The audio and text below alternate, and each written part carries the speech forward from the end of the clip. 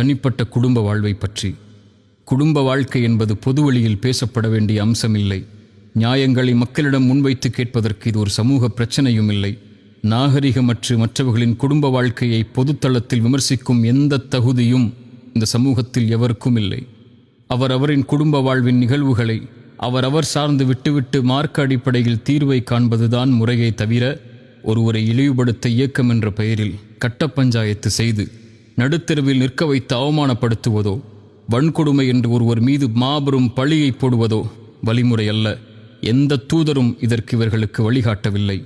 இன்னும் நான் இதில் பட்ட அநீதத்தை இந்த இடத்தில் எடுத்து கூறினால் பலரின் கண்ணியத்தை பற்றிய நாவுகள் பேச நேரிடும் என்பதைக் கண்டு இறைவன் மீது பயம் கொண்டு விலகிக் கொள்கிறேன். அவரவரின் வாழ்க்கையை, அதை சார்ந்திருக்கும் அம்சங்களை அவரவர்களோடு விட்டுவிடுங்கள்.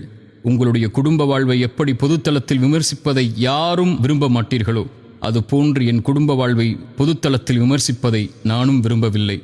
இதில் நான் இறைவனை பயந்து கொள்கிறேன். இதில் நான் எவருக்கும் அநீதம் செய்பவன் இல்லை. என் இறைவன் என் செயல்களின் நேர்மையைக் கொண்டு இது போன்ற குழப்பங்களிலிருந்து என்னை பாதுகாக்க போதுமானவன்.